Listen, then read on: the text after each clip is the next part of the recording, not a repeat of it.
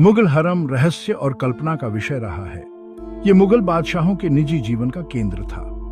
यहाँ उनकी पत्नियां, रखैलें, बच्चे और परिवार की औरतें रहती थीं। हरम एक अलग ही दुनिया थी जो ऊंची दीवारों और कड़े पहरे में बंद थी।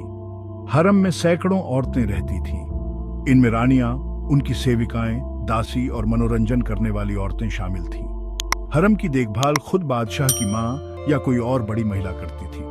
हरम में जाना बहुत ही मुश्किल था। सिर्फ बादशाह और कुछ खास नपुंसकों को ही अंदर जाने की इजाजत थी। ये रिवाज बादशाहों की सुरक्षा और उनके निजी जीवन को छुपाकर रखने के लिए था। हरम मुगल साम्राज्य का एक जरूरी हिस्सा था। ये सिर्फ रहने की जगह नहीं था, बल्कि ताकत, राजनीति और संस्कृति का भी केंद्र था। मुगल हरम एक बहुत बड़ा और शानदार परिसर होता था। ये महल के एक अलग हिस्से में होता था, जहां ऊंची दीवारें और पहरेदार इसकी रक्षा करते थे।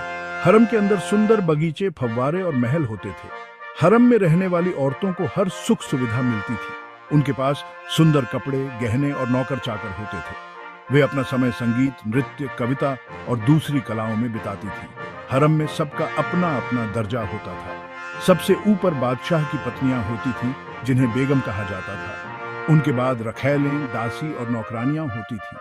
हरम की पूरी व्यवस्था एक मुख्य महिला देखती थी, जिसे महलदार या जनाना बेगम कहा जाता था। हरम में औरतों का जीवन बहुत से नियमों और परंपराओं से बंधा होता था। उन्हें बादशाह के अलावा किसी और पुरुष से मिलने की इजाजत नहीं थी। उनका बाहर की दुनिया से बहुत कम वास्ता होता था। मुगल हरम की औरतें भले ही बाहर की दुनिया से अलग थीं, लेकिन उनकी जिंदगी काफी महत्वपूर्ण और रंगीन होती थी। उनका काम सिर्फ बादशाह की सेवा करना नहीं था। हरम की औरतें कला, संगीत, नृत्य और साहित्य जैसी अलग अलग कलाओं में माहिर होती थीं। वे अपनी कला से बादशाह और दरबारियों का मनोरंजन करती थीं। कई रानियां और रखैलें तो खुद भी अच्छी कवयित्रियां और लेखिकाएं थीं। हरम की औरतें राजनीति और प्रशासन में भी अहम भूमिका निभाती थीं। वे बादशाह को जरूरी मामलों पर सलाह देती थीं और कई बार तो बड़े फैसलों को प्रभावित भी करती थीं। कुछ रानियां तो अपने पति की मृत्यु के बाद राज्य की संरक्षक भी बनी और अपने बेटों के नाम पर राज किया। हरम की जिंदगी सिर्फ मौज मस्ती तक ही सीमित नहीं थी। यह एक ऐसी जगह थी जहां औरतें अपनी प्रतिभा को निखारती थीं, अपनी पहचान बनाती थीं और इतिहास में अपना नाम दर्ज कराती थीं। बादशाह का स्थान और भूमिका। मुगल हरम में बादशाह सबसे ऊपर होता था। वह हरम का मालिक और सभी औरतों का रक्षक होता था। बादशाह हरम में कब आएगा, यह पहले से तय नहीं होता था। बादशाह अपनी पसंद की रानी या रखैल के महल में जाता था।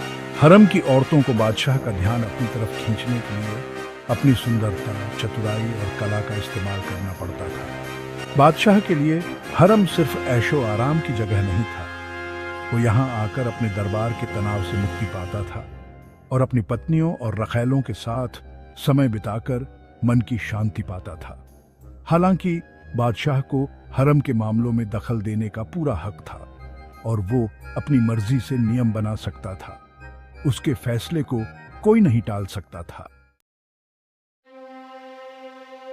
हरम की पेचीदगियां और चुनौतियां। मुगल हरम अपनी चमक दमक और ऐशो आराम के बावजूद कई पेचीदगियों और चुनौतियों से भरा होता था। यह एक ऐसी दुनिया थी जहां ताकत, जलन, प्रतिस्पर्धा और राजनीति का खेल चलता रहता था। हरम की औरतें भले ही सुख सुविधाओं से घिरी थीं, लेकिन उनका जीवन बादशाह की इच्छा पर निर्भर था। उन्हें अपनी जिंदगी बादशाह के नियमों और परंपराओं के हिसाब से जीनी पड़ती थी। उन्हें अपनी मर्जी से बाहर जाने, किसी से मिलने या अपने जीवन के बारे में कोई भी फैसला लेने की आजादी नहीं थी।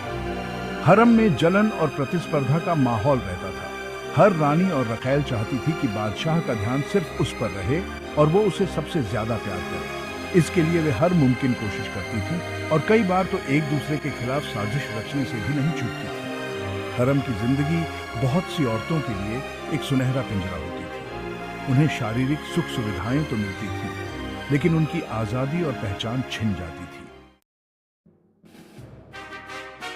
मुगल साम्राज्य में हरम का महत्व। मुगल हरम भले ही आज के समय में एक विवादित विषय हो, लेकिन मुगल साम्राज्य में इसका एक खास महत्व था। यह केवल बादशाह का घर ही नहीं था, बल्कि ताकत, राजनीति और संस्कृति का भी केंद्र था। हरम मुगल शासन का एक अहम हिस्सा था। यह वो जगह थी जहां भविष्य के शासक पलते थे और जहां से राजनीतिक और सामाजिक नियम बनते थे। हरम की औरतें अपने प्रभाव और बुद्धिमत्ता से मुगल साम्राज्य के इतिहास को बनाने में महत्वपूर्ण भूमिका निभाती थीं। हमें हरम को उस समय के सामाजिक और सांस्कृतिक नजरिए से देखने की जरूरत है। यह एक ऐसी प्रथा थी जो उस समय के अन्य राज्यों में भी प्रचलित थी।